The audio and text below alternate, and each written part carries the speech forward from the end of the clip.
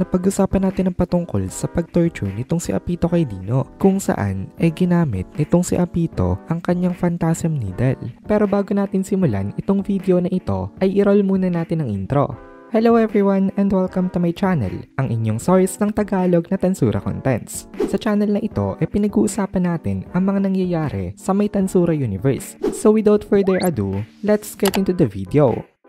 Nag-upload na nga pala guys ang Kohay PH ng Tagalog na solo leveling. Kaya kung gusto mo makapanood ng Tagalog solo leveling contents, bisitahin nyo ang Kohay PH. Link in the description. So ngayon, pinagsasasaksak nga nitong si Apito itong si Dino. Nagmamakaawa itong si Dino kay Apito na tumigil na daw ito. Pero hindi tumitigil itong si Apito. Sinaksak niya pa itong si Dino ng 3 beses ng kanyang phantasm needle. Tuwang-tuwa naman itong si Ramirez nung nakita niya ito. Sabi nitong si Ramirez, nagustuhan daw ba nitong si Dino ang experience niya ngayon? Kapag umiyak at nag-apologize daw sa kanya ngayon itong si Dino, baka patawarin niya na daw ito. Umiyak naman itong si Dino at sabi niya, matagal na daw siyang humihingi ng tawad kay Ramirez. Kaya sana daw, patawarin na siya nito ngayon. Pero hindi tinupad nitong si Ramirez itong kanyang sinalita. Kasi kahit nga nagsorry na ngayon itong si Dino, pinapatuloy pa rin itong si Ramirez kay Apito ang kanyang ginagawang atake. At sabi lang nitong si Ramirez ngayon, napaka-soft na daw nitong si Dino.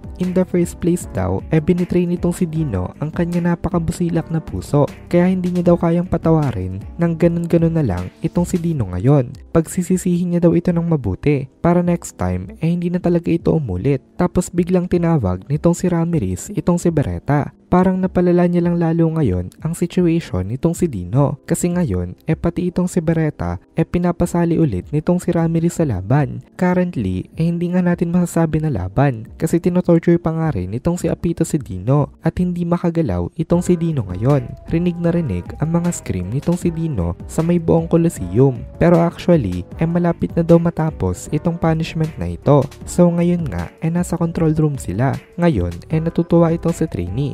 Kasi nag-e-enjoy ang master niya, habang disappointed naman itong si Benimaru. Pero naisip rin itong si Benimaru na deserve naman daw kasi ito nitong si Dino, kasi ito daw ang nauna na nang betray sa kanila. Pero against kasi itong si Benimaru na pagtulungan ng maraming fighters ang iisang fighter lamang. Iba daw ang usapan kung isang way ito, pero ito daw kasi supposed to be ay 1v1 battles. Kaya nagsalita itong si Benimaru, ini-address niya itong si Ramirez na Commander-in-Chief. At sabi niya, hindi daw ba sobra na itong parusa na ito? Sabi naman itong si Ramirez sa kanya, wag daw itong mag-alala kasi binigyan niya naman daw itong si Dino ng mga resurrection bracelets, kaya hindi naman daw mamamatay ito. Sabi naman ni Benimaru, hindi daw yun yung point. Ngayon, itong si Kumara naman ang pumalit kay Apito. At ngayon nga, 1-on-1 battle na uli ito. Maganda na uli ang laban. Habang nanonood itong si Ramirez, napabilib rin siya. Kasi ang tigas rin daw pala talaga nitong si Dino. Dahil kahit na kanina pa nga na-torture ito, nakakalaban pa rin ito ngayon na maayos. Sabi naman itong si Benimaru, oo nga daw. Paganto-ganto lang daw ngayon itong si Dino. Pero kung seryoso daw ito, maaari daw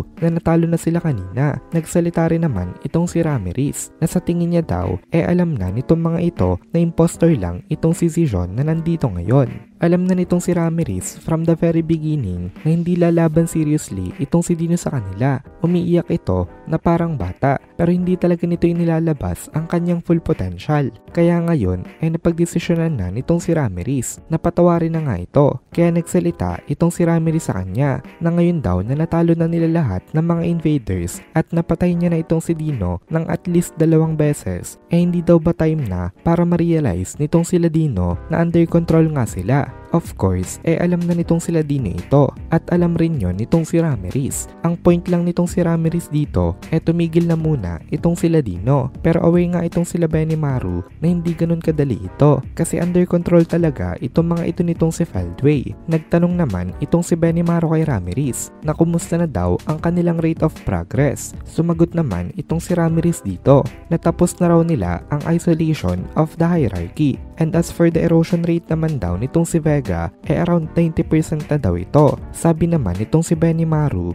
mabuti naman daw. Mukhang nagtatrabaho daw talaga ngayon itong si Zishon. Ngayon pala, merong special role na ginagampanan itong si Zishon behind the camera. At itong Zishon nga, nakasama ngayon itong sila Ramirez, isang impostor lamang. Or more accurately, isa lang itong illusion. Kaya hindi nakaramdam itong si Dino ng malakas na presence dito. Sumunod lang talaga itong si Dino sa kagustuhan nitong si Ramirez na makaganti nga ito sa kanya para finally maging okay na uli silang dalawa. May idea talaga itong si Dino na wala itong si Zishon dito. Kaya ang problema na lang ngayon nitong sila Ramirez itong si Vega. Pero hindi talaga ito problema. Lalo na ngayon at itong si Zishon nga ang naka-assign dito. Ang defense phase daw nitong labyrinth ngayon nandito na sa kanilang final phase.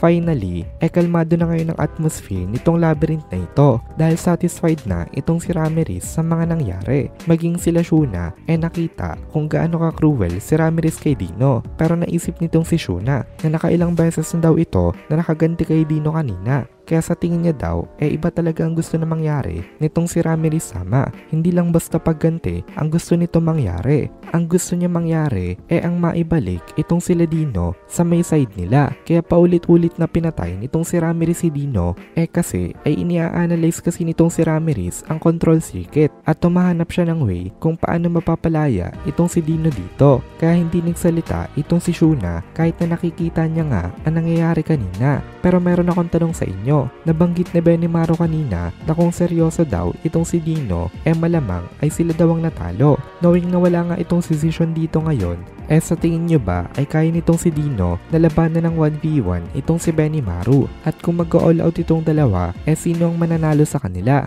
At dito na muna natin tatapusin itong video na ito. Kung nagugustuhan mo itong mga videos natin, ay please consider joining the membership para mapanood mo na agad ang mga kasunod na part dahil palaging advance ang ating mga members. Also, ay please consider leaving a like at mag-comment ka na din para ma-boost naman tayo ng algorithm.